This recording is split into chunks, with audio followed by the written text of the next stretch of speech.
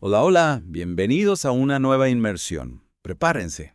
Hoy nos vamos a sumergir en un mundo que parece de ciencia ficción. ¿Te imaginas un lugar donde la gente vive más de 90 años? Y trabajan solo 30 horas a la semana. ¿Sí? Y donde el gobierno funciona a la perfección. ¿En serio? Suena a utopía, ¿no? Pues eso lo que vamos a explorar hoy. Exacto, nos adentraremos en una civilización avanzada en otro planeta. Una sociedad que se describe en el libro de Urantia. Un documento que nos da una visión fascinante de un mundo con una cultura y una tecnología súper avanzadas. Es como si tuviéramos un mapa secreto. Un mapa. Sí que nos guía a través de una civilización oculta. Re.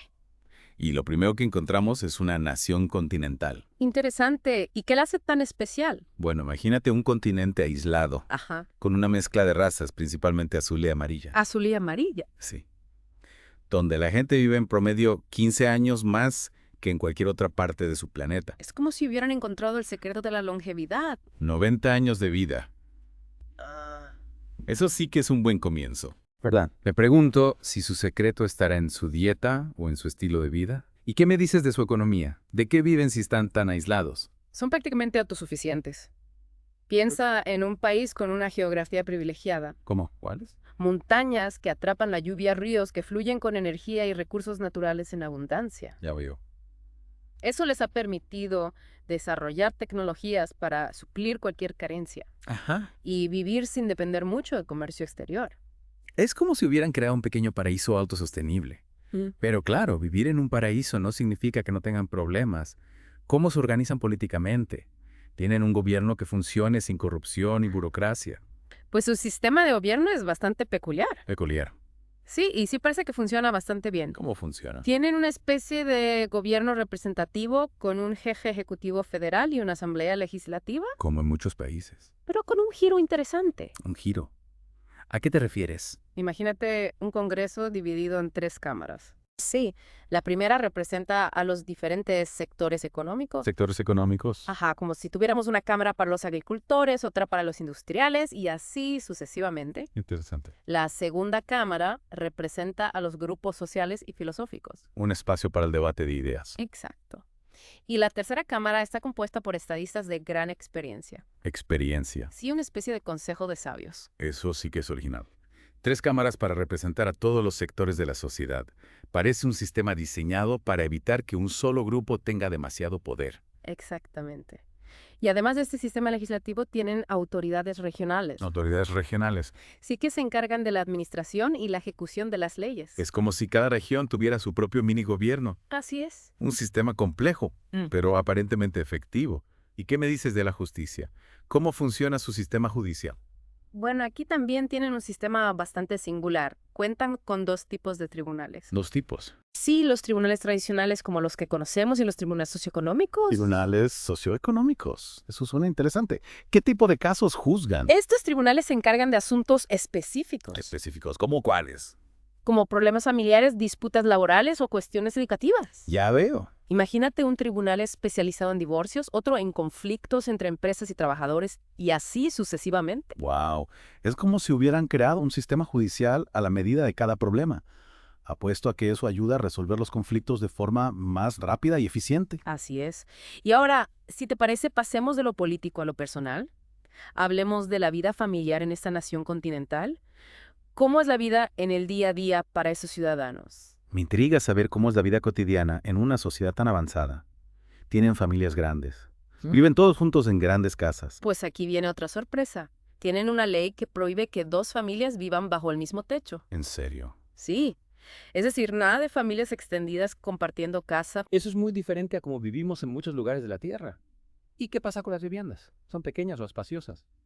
Para tener tu propia casa necesitas un terreno bastante grande. Bastante grande. Sí, de al menos 50,000 pies cuadrados. ¡Wow! Es como si quisieran asegurarse de que cada familia tenga su propio espacio y privacidad. Claro. Y lo mejor es que las casas y propiedades no pagan impuestos hasta cierto tamaño. Suena a un sueño para cualquiera que viva en una gran ciudad donde el espacio es un lujo. Pero claro, una casa grande no es suficiente para una vida plena. Oh. Como educan a sus hijos, tiene un sistema educativo que fomente la creatividad y el pensamiento crítico. La educación es obligatoria y mixta hasta los 18 años. Mixta. Sí, para niños y niñas juntos. Ajá. Pero olvídate de las escuelas tradicionales con aulas y pupitres. Aquí la educación se basa en la experiencia práctica. ¿Práctica? Sí. Los alumnos aprenden resolviendo problemas reales en talleres y granjas. Me encanta esa idea. Es como un sistema de aprendizaje basado en proyectos, pero a gran escala. Y después de los 18 años, ¿qué opciones tienen? A esa edad, todos se gradúan como artesanos calificados. Artesanos. Sí, pueden elegir entre seguir estudiando en escuelas para adultos o ir a la universidad. Entiendo. Y lo interesante es que si terminan sus estudios antes de tiempo, les dan recursos para que desarrollen sus propios proyectos. Es un sistema que fomenta la independencia y la iniciativa. Y ya que hablemos de trabajo, ¿cómo funciona la economía en esta civilización? Tienen un sistema capitalista como el nuestro. Aunque todavía hay diferencias entre el capital y el trabajo en esta sociedad, están en constante evolución hacia la cooperación. Cooperación. Sí, los trabajadores se convierten en accionistas de las empresas donde trabajan. Accionista. Exacto. Lo que significa que cada trabajador inteligente se convierte poco a poco en un pequeño capitalista. Es una idea interesante. ¿Y cómo se resuelven las disputas laborales? ¿Tienen sindicatos o algún tipo de mediación? Tienen tribunales industriales que se encargan de resolver cualquier conflicto. Tribunales industriales. Sí. Y lo más novedoso es que han establecido un sistema de compensación legal Ajá. que busca un equilibrio entre las tres partes involucradas en la producción. 3 partes. Sí. Los inversores, los profesionales cualificados y los trabajadores. ¿Y cómo funciona ese sistema de compensación? Primero se aseguran de que hay un interés justo sobre el capital invertido. Ya veo. Segundo, se paga un salario razonable por la habilidad y el conocimiento que se aplica en el trabajo. Ajá. Y tercero, se garantiza un salario justo para la mano de obra. Es un sistema que busca ser justo con todos. Suena a un sistema bastante equitativo. ¿Y cuántas horas trabajan a la semana? ¿Tienen tiempo para disfrutar de su vida fuera del trabajo? Trabajan solo 30 horas a la semana. 30. Sí, 6 horas al día, 4 días a la semana y tienen un día libre. Increíble. Y al igual que los estudiantes solo trabajan 9 meses al año, el resto del tiempo lo dedican a viajar, a aprender cosas nuevas, a disfrutar de su tiempo libre. Increíble. Un sistema que valora el tiempo libre y el desarrollo personal. Parece que esta civilización ha logrado un equilibrio bastante admirable entre trabajo y ocio. Pero antes de que nos dejemos llevar por la envidia, me gustaría saber cómo manejan temas como la seguridad social y la jubilación. Tienen un sistema parecido al nuestro. Claro que sí. De hecho, su sistema de pensiones es bastante sólido. Imagínate que te garantizan una pensión cuando te jubilas a los 65 años. A los 65. Sí, sin tener que depender de la caridad o de tus ahorros. Suena genial, pero ¿cómo financian un sistema así? Mantener un sistema de pensiones universal no debe ser barato. Es ingenioso. Lo financian de 4 maneras. 4. Sí, primero, cada trabajador aporta un día de salario al mes al fondo de pensiones. Ya veo. Segundo, reciben donaciones de ciudadanos adinerados que quieren contribuir al bienestar de la sociedad. Interesante. Tercero, utilizan parte de las ganancias que obtienen del trabajo en las minas estatales. Espero trabajo en las minas estatales. Eso suena un poco extraño. ¿Quiénes trabajan en esas minas? ¿Y por qué? Ya llegaremos a eso. Es parte de su sistema de justicia. Y la cuarta fuente de financiamiento para las pensiones proviene de los ingresos generados por la explotación de recursos naturales. Ya veo. Un sistema bastante diversificado. ¿Y qué me dice de los impuestos? ¿Cómo se financian los servicios públicos? Su sistema de impuestos es bastante responsable. El gobierno federal no puede endeudarse a la ligera. ¿En serio? Sí. Y los estados necesitan un referéndum para pedir préstamos, excepto en caso de guerra. Un referéndum. Sí. ¿Te imaginas un sistema donde los políticos no puedan gastar más de lo que ingresan? Sería un cambio radical, sin duda. Pero volviendo al tema del trabajo en las minas, me has dejado con la intriga. ¿Quiénes son esas personas y por qué están obligadas a trabajar? En esa sociedad se considera que todos los ciudadanos tienen la obligación de contribuir al bienestar común. Ajá. Y una forma de hacerlo es a través del trabajo. Entiendo. Por las personas que son condenadas por crímenes graves, así como aquellos que se consideran defectuosos. Defectuosos. Sí, un término que hoy en día nos suena un tanto problemático. Claro. Son enviados a estas colonias mineras donde trabajan para el Estado. Entiendo. Es una forma de castigo, pero también de reinserción social, supongo. ¿Y cómo se decide quién es defectuoso? No hay riesgo de que se abuse de este sistema. Es un tema complejo.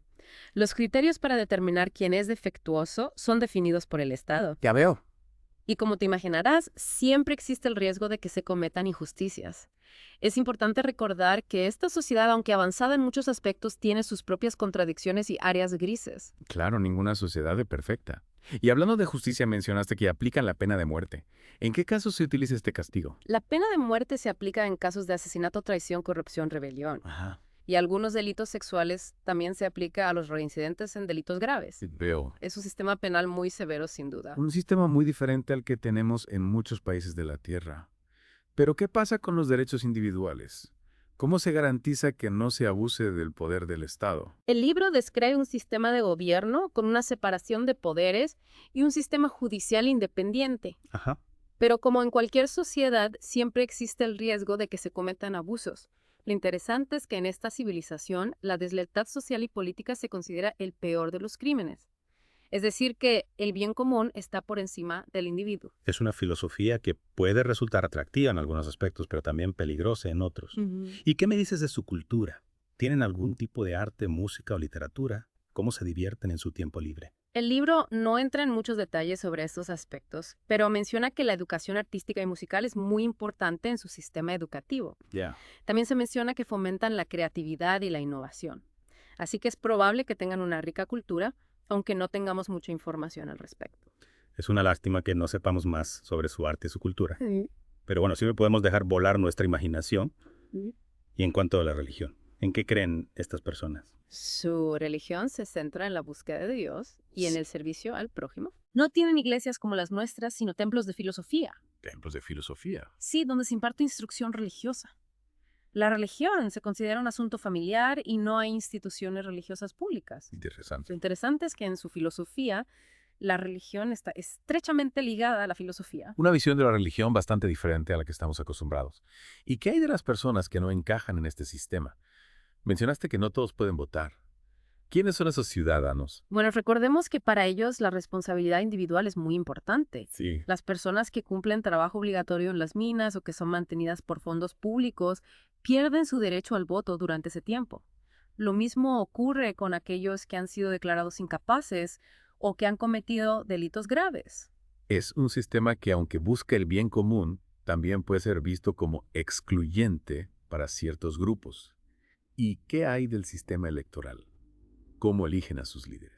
Es bastante singular. Si bien todos los ciudadanos mayores de 20 años pueden votar, su sistema electoral se basa en grupos económicos profesionales, intelectuales y sociales. Es decir, la gente vota como miembros de un gremio o asociación, no individualmente. Suena como un sistema diseñado para que los diferentes sectores de la sociedad tengan voz y voto. Pero ¿no crees que esto podría llevar a que se prioricen los intereses de los grupos más poderosos? Es una posibilidad sin duda, como cualquier sistema político tiene sus ventajas y desventajas. Y ya que hablamos de poder, hablemos de su ejército. ¿Cómo se defienden de posibles amenazas? ¿Tienen un ejército permanente? Sí, tienen un ejército bastante poderoso que se encarga de protegerlos de las amenazas externas. Ajá. Pero lo interesante es que no lo han utilizado para atacar a otros países en más de 100 años. En serio. ¿Sí? Su enfoque es puramente defensivo. Es admirable que hayan logrado mantener la paz durante tanto tiempo. ¿Y cómo reclutan a sus soldados? ¿Es un servicio obligatorio? No, el servicio militar es voluntario. Los jóvenes que quieren ser soldados se enlistan por 4 años. Y durante ese tiempo reciben formación militar y también académica. Académica. Sí, de esta forma, cuando terminan su servicio, tienen la opción de seguir una carrera profesional. Es una forma inteligente de aprovechar el tiempo del ejército y de preparar a los jóvenes para el futuro. Y cuando no están en guerra, ¿qué hacen con sus soldados? Los utilizan en actividades comerciales de transporte o recreativas. De esta manera, el ejército no es una carga para la sociedad, sino que contribuye a la economía. Un sistema bastante eficiente, sin duda. Bueno, hemos hablado mucho de esta nación continental y su sistema interno. ¿Qué sabemos del resto del planeta? ¿Cómo son sus vecinos? Los otros países son mucho menos avanzados, incluso en comparación con algunas naciones de la Tierra. ¿En serio? Sí, tienen gobiernos menos desarrollados y enfrentan muchos problemas. Ya veo. Hasta ahora la nación continental ha mantenido una política de aislamiento, pero recientemente han comenzado a considerar la posibilidad de establecer relaciones diplomáticas y enviar misioneros para compartir su cultura y religión. Eso suena un poco arriesgado, ¿no?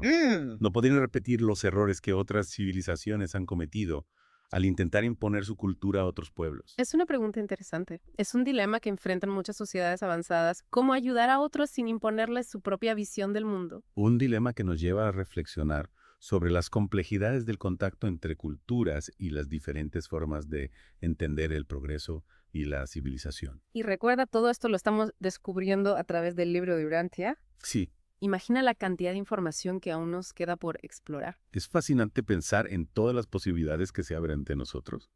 Y ahora, si te parece, vamos a hacer una pausa para que nuestros oyentes puedan procesar toda esta información y prepararse para la última parte de nuestra inmersión. Estamos de vuelta. Seguimos explorando esta civilización extraterrestre. Increíble, ¿verdad? Sin duda. Ya vimos su sistema de gobierno, su economía, su cultura, sus ideas sobre la justicia y la religión. Un mundo lleno de contrastes. Sí, con ideas que nos atraen y otras que nos hacen pensar. ¿Cierto? Totalmente. Nos invitan a cuestionar nuestros propios valores. Y a imaginar otras formas de vivir. Exacto. ¿Y sabes qué es lo más sorprendente? Según el libro de Urantia, esta civilización ha alcanzado este nivel de desarrollo sin intervención divina. Sin intervención divina. Sí.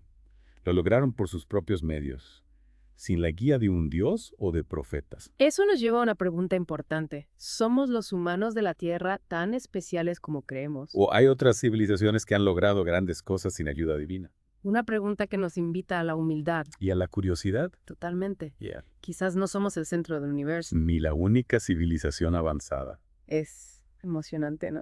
Hay un detalle que me llamó la atención. Un detalle. Sí. En el libro de Urantia se menciona que este planeta no ha recibido la visita de un hijo paradisiaco. Un hijo paradisiaco. Un ser divino que, según la cosmología de este libro, se encarga de guiar a las civilizaciones. Ya veo. Sin embargo, esta civilización ha desarrollado una moral y una ética propias.